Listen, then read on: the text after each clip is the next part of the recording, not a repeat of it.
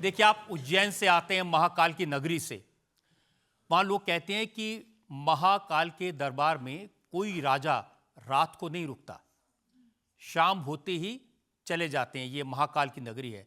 आप मुख्यमंत्री बने, आपको समझाया भी गया, आप उल्टे रास्ते पर गए, उज्जैन में रात को रुके।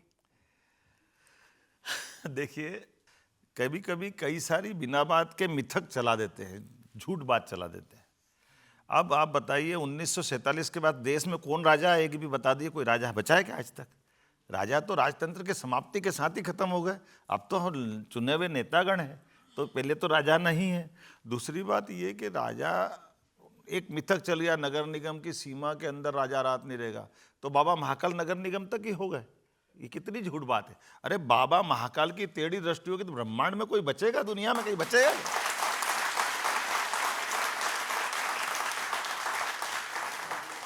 और आखिरी बात, हमारे भगवान तो हमारे माता पिता तुल्य हैं। वो तो हमको आजीवन आनंद, सुख और लंबी आयु का आशीर्वाद देते हैं। वो कब हमारे प्राण लेंगे? ये तो हमारी आयु परमात्मा के आधार पर अगर पूरी हो जाएगी तो दुनिया की कोई ताकत बचा नहीं सकती है। और अगर भगवान का आशीर्वाद है तो कोई मार नहीं सकती है। हमें इस बात का गर्व है। यही तो सनातन संस्कृति है। आप सुबह सुबह जब उठते हैं, बाकी लोग तो व्हाट्सएप मैसेज देखते हैं, कोई आदमी देखता है सोशल मीडिया पर क्या आया है, कोई फेसबुक देखता है, कोई ट्विटर देखता है, आप बस मारती देखते हैं। देखिए, बाबा महाकाल की नगरी के भक्त हैं और भस्मारती से एक जीवन दृष्टि मिलती है। कभी आप भस्मारती देखने जाएंगे तो भस्मारती में लगभग 2 घंटे में भगवान के उस दरबार में भगवान की भस्मारती की शुरुआत आप देखें तो जल से शुरू करके जल से ही आपके सामने समापन होता है।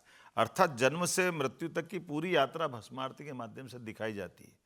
तो हर एक व्यक्ति का, जिसका जन्म हुआ, उसको मरना है, लेकिन मरने और जीने के बीच जो परमात्मा ने समय अच्छे से अच्छा दिया है, उस समय का सदुपयोग कर ले, यही भस्मारती है। और मैं परमात्मा की दया से वो काम करता हूँ कि आज का दिन खूब आनंद से बीते, कल का कल देखेंगे, इसलिए इस भाव में।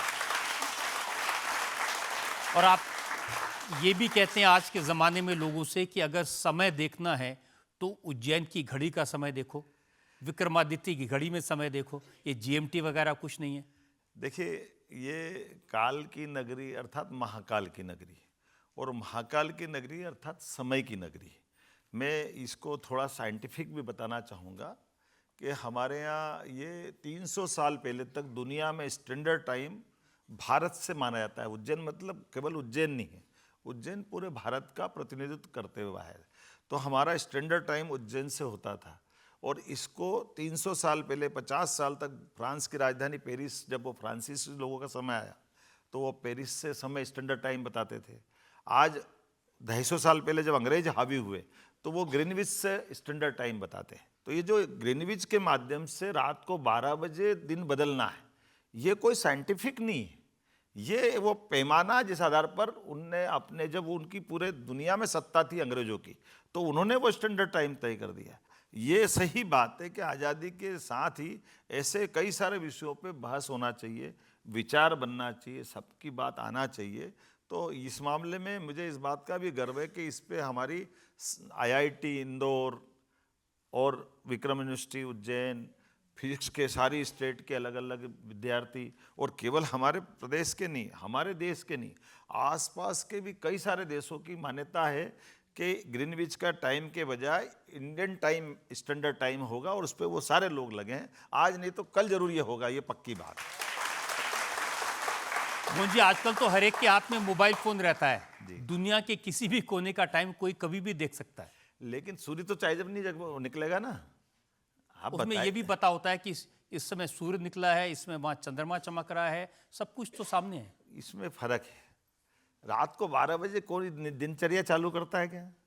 आप बता दो अपने में से रात को 12 बजे दिन, अभी हम में से ज़्यादातर लोग 12 बजे ही शुरू करते हैं। नहीं, वो मजबूरी है। मैं इसमें भी मना नहीं कर रहा हूँ, मैं इनको ना भी नहीं कर रहा हूँ, लेकिन मैं अपनी बात तो रख दूंगा ना। मेरे जैसे और भी बहुत सारे लोग हैं जो इस बात को मानते हैं कि सूर्योदय के समय का जो दिन बदलने का अपना पद्धति है, आज नहीं तो कल मनाएंगे आनंद, उसमें क्या दिक्कत है। हमारे यहाँ तो सर्वे भवन्तु सुखिनः, सब सुखी रहो, कोई दिक्कत नहीं। लेकिन ये बात सही है कि वो दृष्टि भी देना पड़ेगी जिसके आधार पर भारतीय मान बिंदुओं की पुनर्स्थापना होना चाहिए। देखिए, हमेशा महाकाल की बात करते हैं, शक्ति की बात करते हैं, भगवान की बात करते हैं, लेकिन अब लोगों ने देखा उसी महाकाल के परिसर में तूफान आया, भगवान की मूर्तियां धाराशायी हो गई।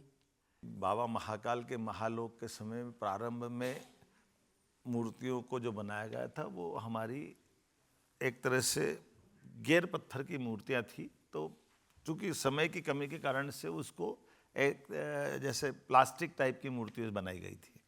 लेकिन वो चूंकि एक हमारा मॉडल बनाना था कि भगवान शिव का परिवार बताना है, बाबा महाकाल के साथ उनके भगवान गणेश की विभिन्न लीलाएं, उनकी बात आना चाहिए, माता पार्वती की आना चाहिए, कार्तिकेय की आना चाहिए। भगवान शिव के 2 विवाह हुए हैं, एक पहला विवाह माता सती से, दूसरा पार्वती से, तो वो सारा भगवान शिव का परिवार दिखाने के सारे प्रतिमा बना करके वो महाकाल के महालोक का लोकार्पण कराया। लेकिन ये बात भी सही है कि वो प्रतिमाएं हमारे यहाँ जब भी मंदिरों में बनती है वो ठोस पत्थर की या हमारी धातुओं की बनती है। उस दरमियान ऐसा आंधी तूफान आया कि जिसमें हम जैसे कभी कभी भारी भूकंप आता है तो खुले में कुछ भी हो सकता है, लेकिन हम गर्व है कि हमने सारी प्रतिमा बदल करके ठोस पत्थर की बनाने का प्रयास करें। कभी ये झंझट ही खत्म हो जाएगी, लेकिन ये चीज़ें कर